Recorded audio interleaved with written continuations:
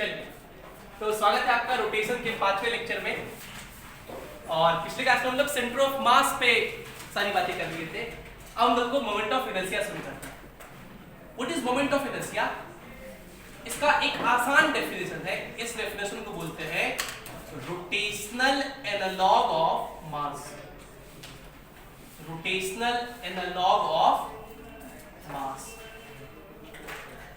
Analogue का मतलब होता है उसी के जैसा, मतलब जैसा रोल मास का ट्रांसलेशन में था, किसी बॉडी के चलने में जैसा रोल मास का था, वैसा ही रोल रोटेशन में मोमेंट ऑफ इनर्शिया का।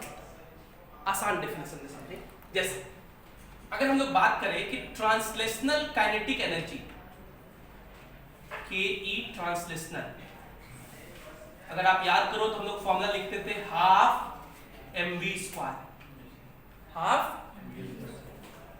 यहां पे जब हम लोग रोटेशनल काइनेटिक एनर्जी लिखेंगे तो कहेंगे ये होगा half I omega square. Omega क्या होता है?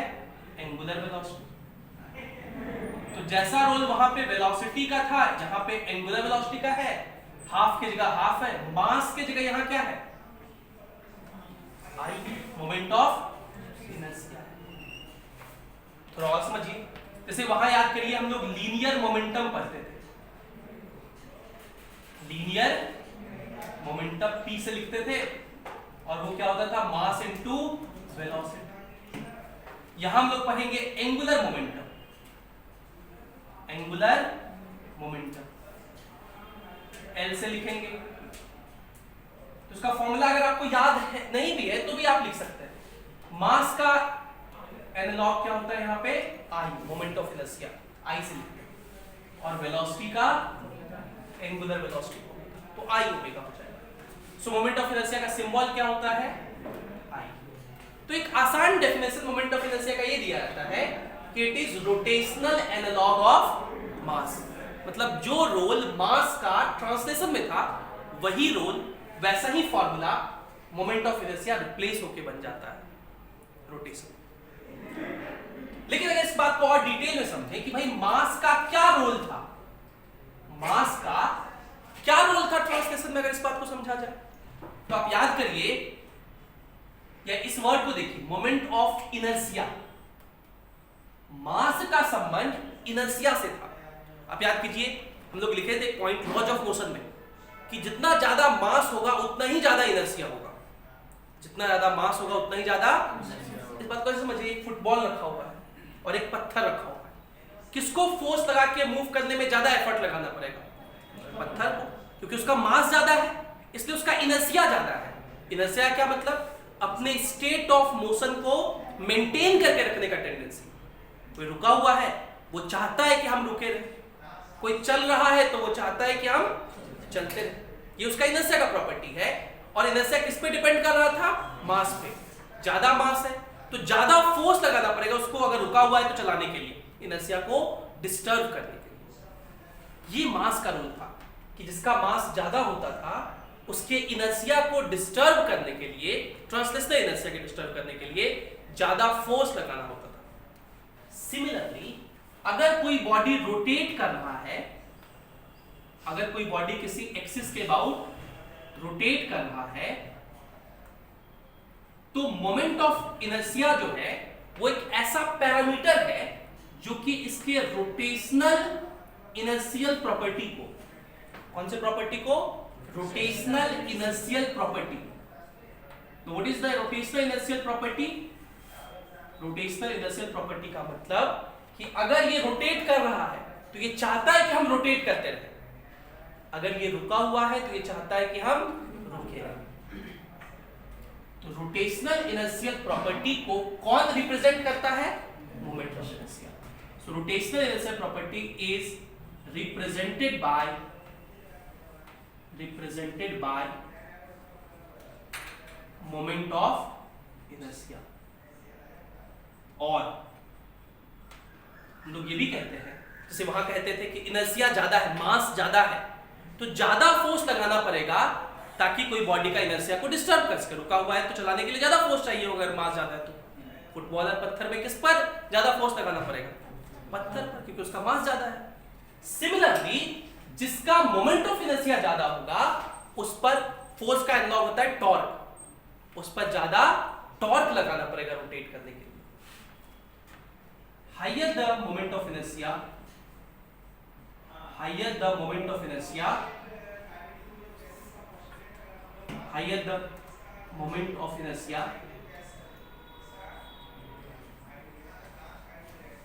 comma, larger will be torque, larger will be torque to disturb its rotational inertial property, rotational inertial property. क्या इन बातों को समझ पा रहे हैं? टेक्निकल बात है, उतना बहुत डेप्थ में नहीं घुस जाना है, बस सिंपल याद रखिए मोमेंट ऑफ इनर्शिया ज्यादा होगा तो टॉर्क ज्यादा लगेगा। जैसे अभी मैंने बताया ना कि मोमेंट ऑफ इनर्शिया क्या है? रोटेशनल एनालॉग ऑफ मास है। जैसे वहां काइनेटिक एनर्जी होता था, मास की जगह यहां आई हो गया काइनेटिक एनर्जी, यहां भी फॉर्मूला वैसा ही रहा। जैसे वहां लीनियर मोमेंटम होता था, यहां एंगुलर मोमेंटम होता है रोटेशन में। जैसे वहां फोर्स होता था वैसे ही यहां टॉर्क होता है। क्या क्या होता है? टॉर्क। फोर्स याद कीजिए, फोर्स होता था rate of change of linear momentum dp by dt, याद है? टॉर्क का फॉर्मूला क्या लिखेंगे बताइए? Rate of change of angular momentum dl by dt। Torque क्या लिखेंगे? Rate of change of angular momentum, rate of change of angular momentum. और इसको लिखने देखिए, वहां लिखते थे d by dt of p, लिखते थे मास इनटू वेलोसिटी। बोलो यहां क्या लिखेंगे? d by dt of i into omega. फिर वहां कहते देखिए मास कांस्टेंट है तो बाहर dv by dt वेलोसिटी का डिफरेंशिएशन x हो जाता है, तो ये f इज इक्वल्स टू में लिखते थे। यहां कहेंगे कि देखिए i कांस्टेंट है, बाहर आ गया d ओमेगा by dt, इसको एंगुलर एक्सेलरेशन कहते हैं, अल्फा लिखते हैं, i अल्फा। अल्फा क्या है? Angular acceleration. तो torque is equals to i alpha. तो देखिए मास ज्यादा होता था तो फोर्स ज्यादा होता था कि नहीं? मोमेंट ऑफ इनर्शिया ज्यादा होगा तो टॉर्क भी ज्यादा। वही चीज मैंने यहां लिखा कि higher the moment of inertia larger will be the torque to disturb its rotational inertial property. और रोटेशनल इनर्शियल प्रॉपर्टी का मतलब कोई रुका हुआ है तो रुका रहना चाहेगा, कोई घूम रहा है तो घूमते रहना चाहेगा। क्या आप समझ गए मोमेंट ऑफ इनर्शिया क्या है? ये इसका थ्योरेटिकल डेफिनेशन है। ये कौन सा डेफिनेशन हम लोग लिखे? Theoretical definition.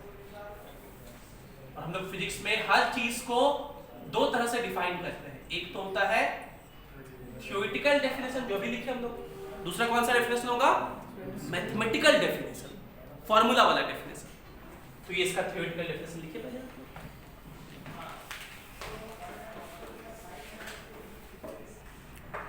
चलिए तो अगला हम लोग चलते हैं mathematical definition moment of inertia का। कौन सा डेफिनेशन? Mathematical definition. और मैथमेटिकली ये डिफाइन किया गया कि अगर कोई पार्टिकल है, हम लोग किसके लिए बात कर रहे हैं? किसी पार्टिकल के लिए जो कि किसी एक्सिस के अबाउट, ये क्या है? Axis of rotation. अच्छा आप लोगों को फीलिंग आ रहा होगा कि ये रोटेशन पर है, हम लोग सेंटर ऑफ मास में कम फीलिंग आता है रोटेशन का, सेंटर ऑफ मास वाले से, लेकिन मोमेंट ऑफ इनर्शिया देख देख के रोटेशन जैसा फीलिंग आना शुरू हो जाता है। ये पार्टिकल अगर इस एक्सिस के अबाउट घूम रहा है इस तरह से, ये पार्टिकल अगर इस एक्सिस के अबाउट घूम रहा है ओमेगा एंगुलर स्पीड से, तो इस पार्टिकल का जिसका मास m है उसका इस एक्सिस के अबाउट मोमेंट ऑफ इनर्शिया को डिफाइन किया गया। मतलब मोमेंट ऑफ इनर्शिया किसी पार्टिकल का किसी एक पर्टिकुलर एक्सिस के अबाउट हम लोग डिफाइन करते हैं, बिना एक्सिस के मोमेंट ऑफ इनर्शिया नहीं होता है। मतलब मोमेंट ऑफ इनर्शिया उस बॉडी पर तो डिपेंड करता ही है, एक्सिस कहां है उस पर भी डिपेंड करता है।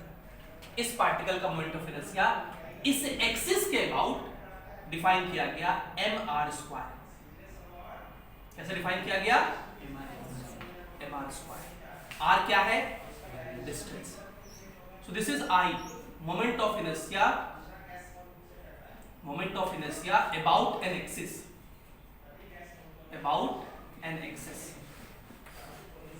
And this means moment of inertia अगर हम पूछे किस पे डिपेंड करता है, आप कहेंगे डिपेंड्स ऑन फर्स्ट मास पे तो डिपेंड करता ही है, दूसरा डिस्टेंस फ्रॉम एक्सिस,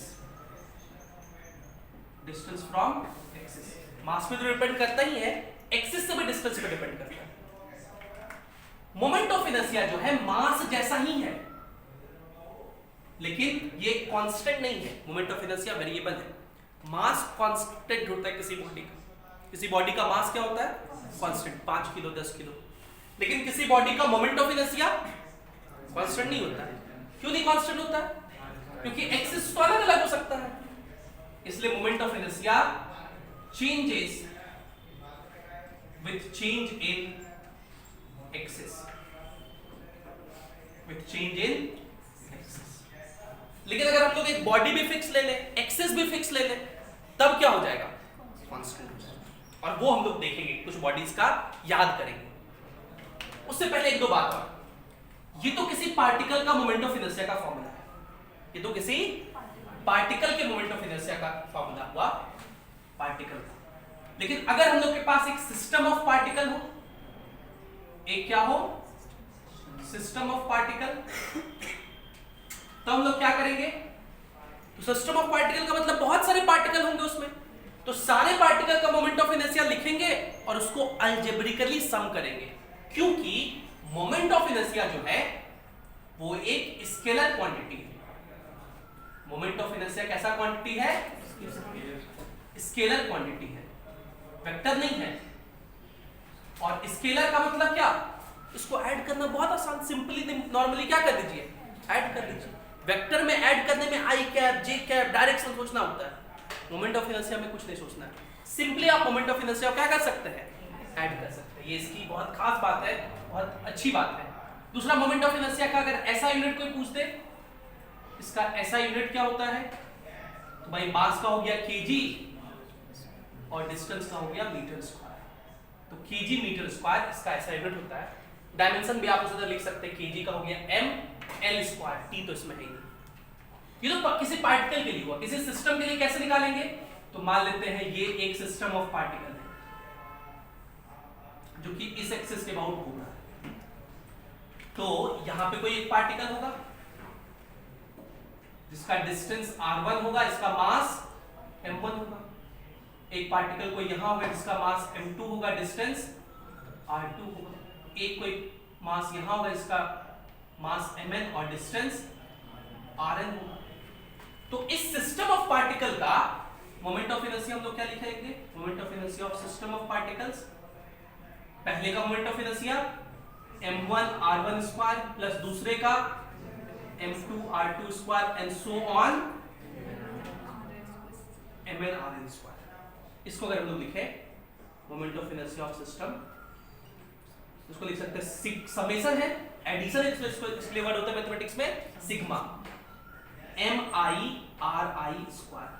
ये जनरल हो गया, कोई भी i का मतलब नंबर 1 2 जो भी होगा, जो यहां नंबर होगा वही यहां है, तो i और i का वैल्यू कहां से कहां तक होगा? 1 से n तक। पहले i का वैल्यू 1 रखेंगे तो m1 r1 स्क्वायर मिलेगा, सिग्मा है मतलब प्लस लिखिए, फिर i का वैल्यू 2 रखेंगे, ऐसा n तक। और ये जो टर्म है सिग्मा, इसी को हम लोग इंटीग्रेशन कहते हैं। सिग्मा का ही दूसरा नाम क्या होता है? इंटीग्रेशन। सब बहुत सारे को सम करने के लिए, अब भाई 2-3 होंगे तो आसानी से सम कर सकते हैं, 50-60 होंगे तो इनफाइनाइट होंगे तो सम नहीं कर पाएंगे। तो उसके लिए हम लोग के पास जो मैथमेटिकल टूल होता है उसका क्या नाम है? इंटीग्रेशन। क्या नाम है? इंटीग्रेशन। हम लोग इंटीग्रेशन करेंगे किसका? तो mi मतलब एक छोटा सा एलिमेंट का, उसका मास जो होगा उसको लिखेंगे dm into r square, dm into r square. तो ये वाला फॉर्मूला कब लगाएंगे? जब किसी सिस्टम का मोमेंट ऑफ इनर्शिया निकालना होगा, इंटीग्रेट करके निकालेंगे।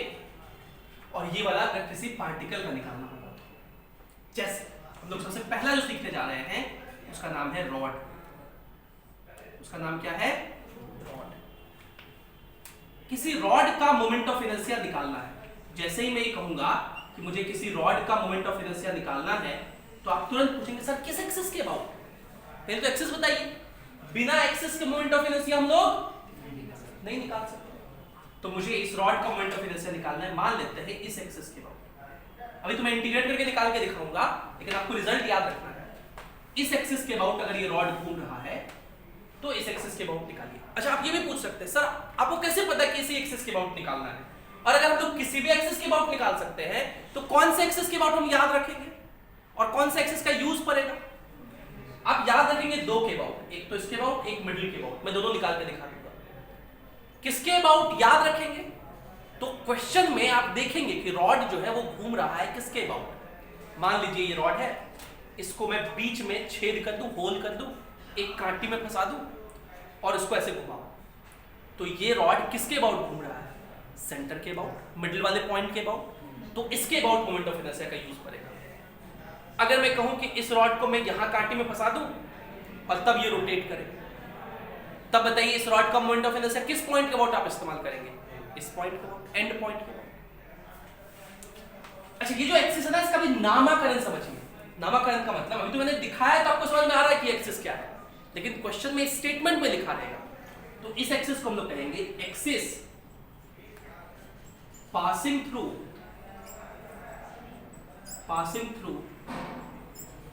One end of a rod and perpendicular to rod. Axis passing through one end of the rod and perpendicular to the rod. किसी को याद है इसके अबाउट मोमेंट ऑफ इनर्शिया कितना होता है? बोलिए। हाँ, ml²/3। ये याद रखना है सब लोगों को, और ये भी याद रखना है कि किस एक्सिस के अबाउट होता है? इस एक्सिस के अबाउट। अब ये कैसे आया, इस बात को हम लोग प्रूफ करके भी देखेंगे। पहले आप इतना लिखिए, फिर इस बात को हम लोग प्रूफ करके देखेंगे।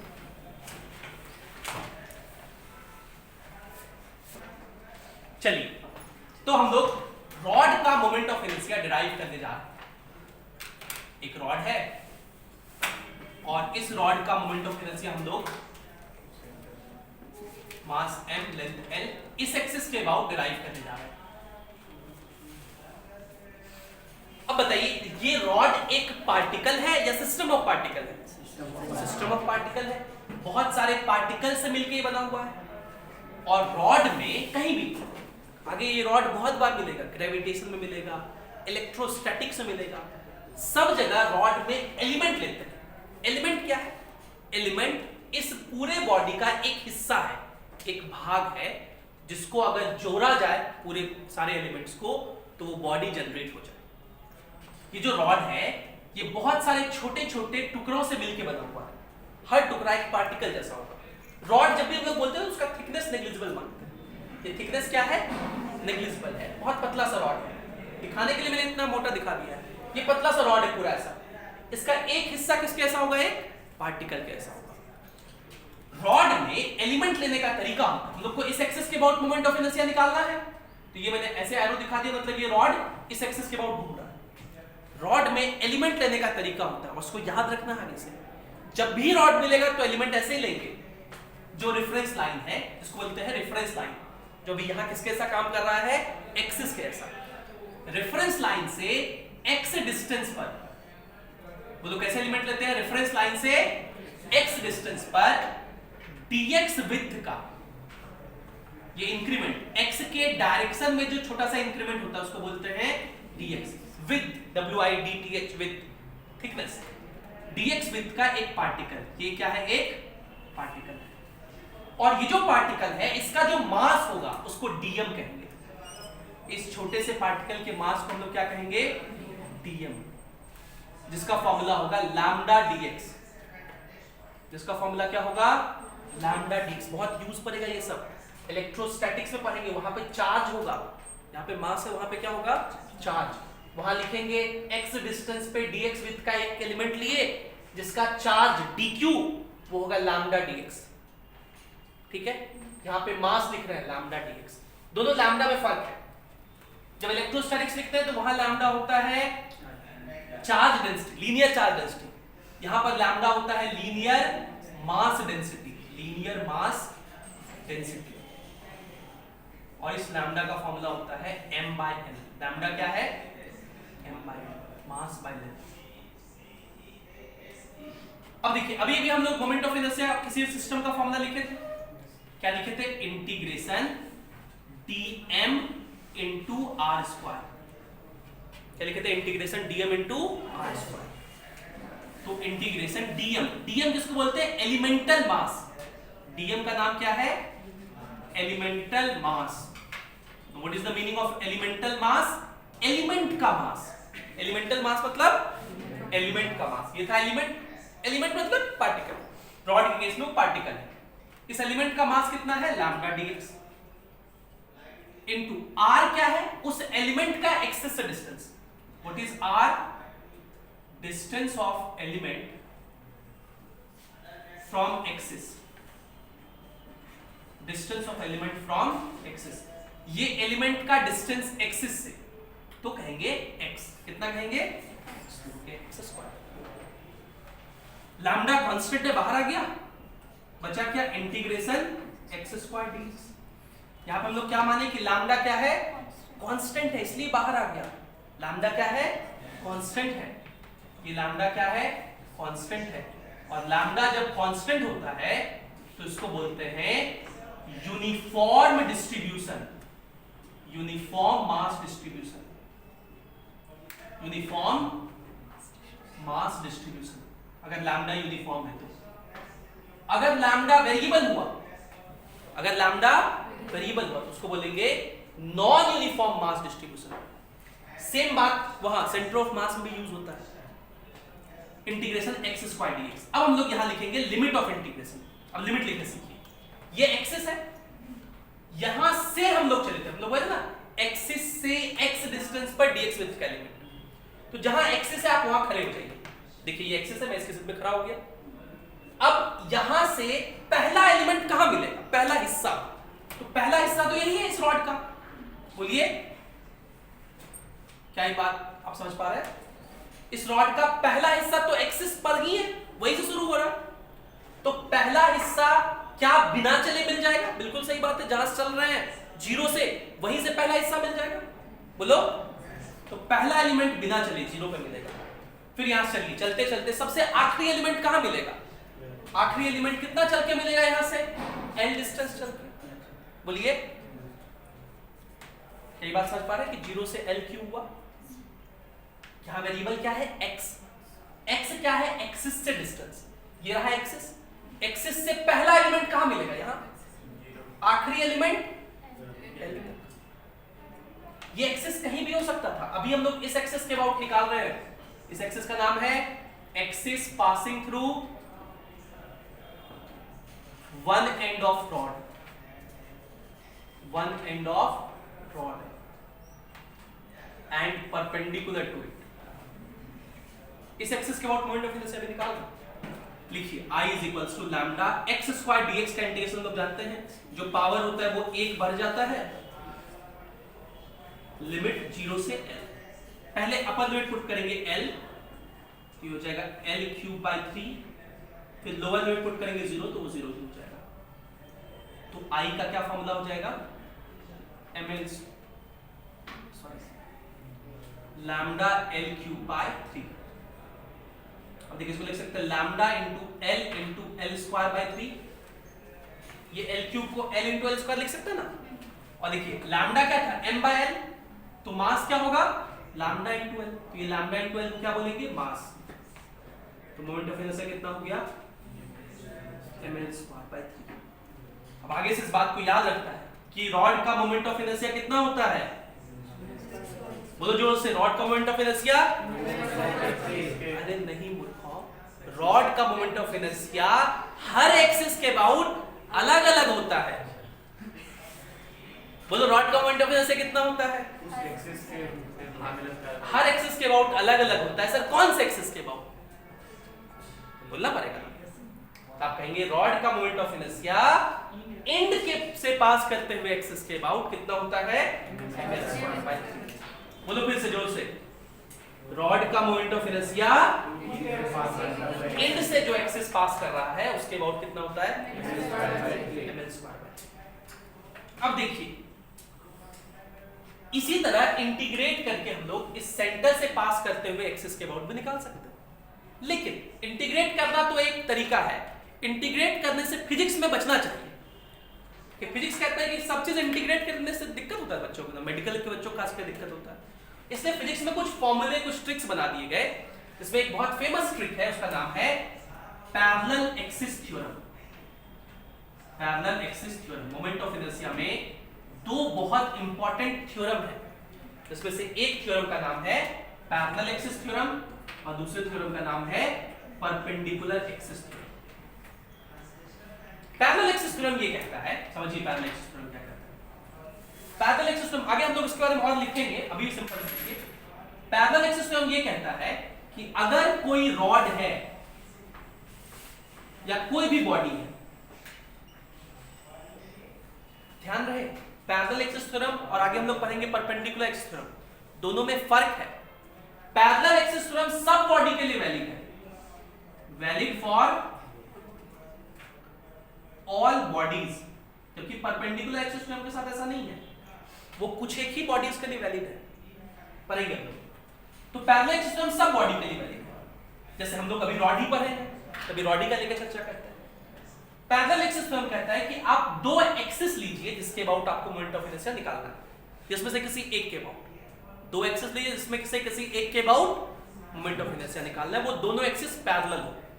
पहला कंडीशन कि दोनों एक्सिस क्या हो, इसलिए इसका नाम है पैरेलल एक्सिस थ्योरम। दूसरा कंडीशन कि one of the axis must pass through centre of mass.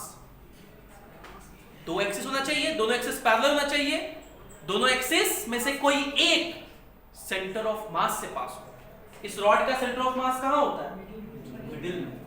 मतलब पहला एक जो एक्सिस हो वो इससे पास करे, और इस एक्सिस के अबाउट जो भी मोमेंट ऑफ इनर्शिया होगा उसको हम लोग ICOM कहेंगे। क्या कहेंगे, what is ICOM, moment of inertia, moment of inertia about an axis, about an axis passing through center of mass of rod and perpendicular to it। मतलब एक एक्सिस तो सेंटर ऑफ मास से ही पास होने वाला होना चाहिए। अब आगे हम लोग ICOM ये कितना होता है ये याद कर लेंगे, लेकिन अभी तो हम लोग निकाले नहीं है इसको, अभी निकालना है। दूसरा एक्सिस कोई भी ले सकते हैं जिसके अबाउट निकालना है या जिसके अबाउट नोन है। अभी के लिए इस केस के लिए हम लोग किसको ले रहे हैं, ये एंड वाले को, क्योंकि अभी इसके अबाउट तो हम लोग निकाल लिए। इसके अबाउट जो हम लोग मोमेंट ऑफ इनर्शिया होगा उसको I लिखेंगे। तो समझिए यहाँ पे जो दो एक्सिस है, एक के अबाउट मोमेंट ऑफ इनर्शिया को I कहते हैं, एक के अबाउट को ICOM कहते हैं। ICOM ये वाला होता है, इसको क्या बोलते हैं, I। और इस केस में क्या पता है हम लोग को, I पता है। इसके अबाउट निकाल चुके हैं ना इंटीग्रेट करके, कितना होता है ml²/3। अब इसके अबाउट कितना होता है वो हम लोग को निकालना है। पैरेलल एक्सिस थ्योरम ये कहता है कि जब आप दो एक्सिस पैरेलल ले लिए जिसमें से एक सेंटर ऑफ मास के अबाउट पास कर रहा है, तो I का फॉर्मूला होता है ICOM plus md²।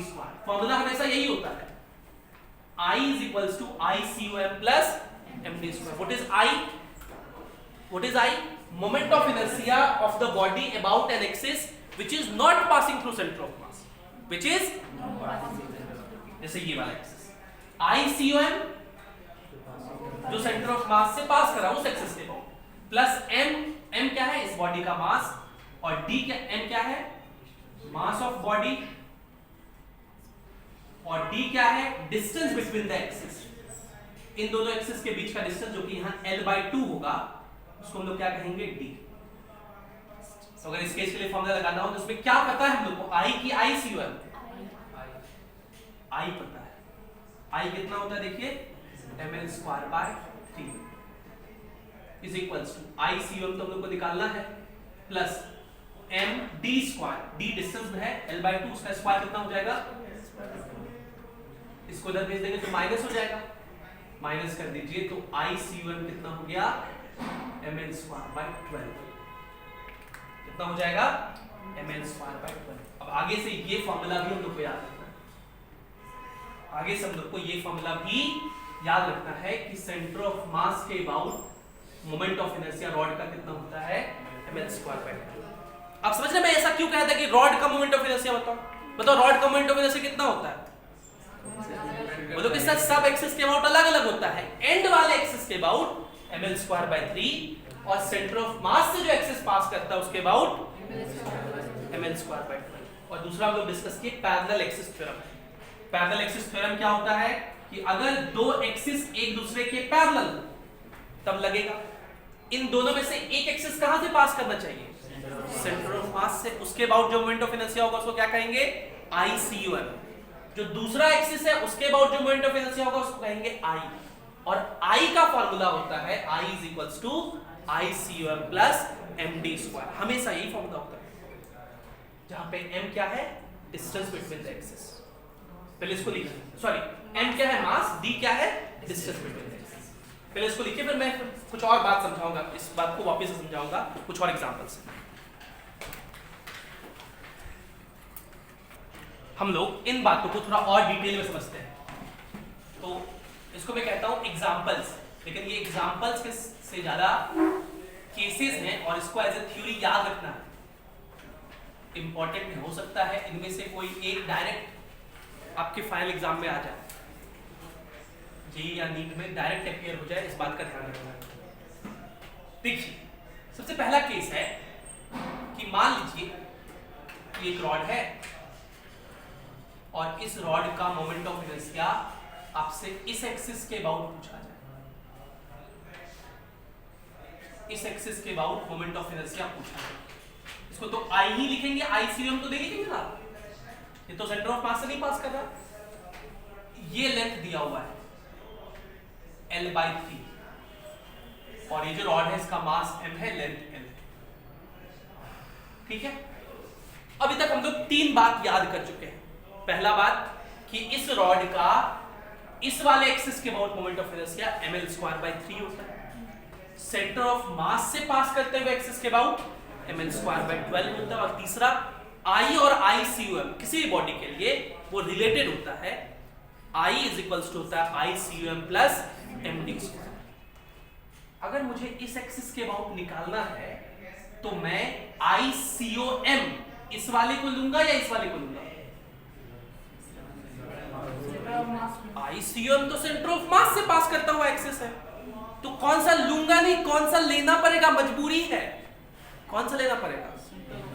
Centre of mass, यही वाला लेना पड़ेगा, क्योंकि यहां आपके पास आप जानते हैं इसके अबाउट भी है, लेकिन इस दो एक्सिस के अबाउट पैरेलल एक्सिस थ्योरम नहीं लगा सकते। क्यों नहीं लगा सकते? क्योंकि पैरेलल एक्सिस थ्योरम मैंने आपको क्या बताया, एक एक्सिस तो सेंटर ऑफ मास से ही पास होना चाहिए, तभी ना ICUM लिखेंगे, क्योंकि फॉर्मूला किसको रिलेट करता है, I और ICUM। I क्या है? Moment of inertia about an axis which is not passing through centre of mass, और ICUM क्या है? Moment of inertia about an axis passing through centre of mass. तो हम लोग को यही वाला एक्सिस लेना पड़ेगा, ये मजबूरी है, चॉइस नहीं है, अरेंज मैरिज है। ICUM जो कि हम लोग याद कर चुके हैं कितना, ml²/2। कितने पैरेलल एक्सिस, ये ICUM, इसको I, फॉर्मूला क्या होता है, I = ICUM + what is D, distance between, तो L/3 लिखेंगे क्या, ये ना होगा D, बोलो, और ये D कितना होगा, तो भाई ये पूरा लेंथ होता है L/2, आधा होता है, उसमें से L/3 माइनस करना पड़ेगा, तो ये हो जाएगा L/6। D का वैल्यू कितना हो गया, L/6। तो I कितना लिखेंगे बताइए, ICUM हो गया ml²/12 + m × d², L²/36। I हो जाएगा 12 और 36 का एलसीएम 36 ही होता है, ये 3ml² + ml², 4ml²/36, 4 से कट जाएगा 9 12, तो ml²/9, ये आंसर हो जाएगा। ये बात समझ गए आप लोग? दूसरा, अगर मैं ये एक एक्सिस ले लूं और कोई रॉड ऐसे हो,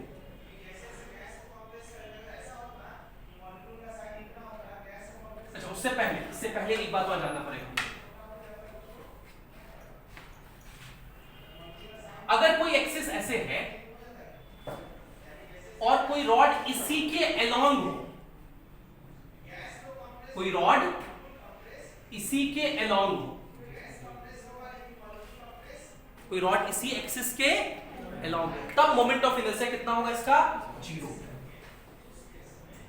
क्योंकि मोमेंट ऑफ इनर्शिया क्या होता है? mr²। एक्सिस से तो डिस्टेंस होना ही चाहिए। इसका कोई एक्सिस से डिस्टेंस है कि मैं दिखा रहा थिकनेस नेग्लिजिबल होता है। अरे भाई, अभी हम लोग डिस्कस किया ना कि अगर कोई पार्टिकल ऐसे घूम रहा है, ये एक्सिस है, तो इसका मोमेंट ऑफ इनर्शिया आप क्या लिखेंगे? mr²। क्या लिखेंगे?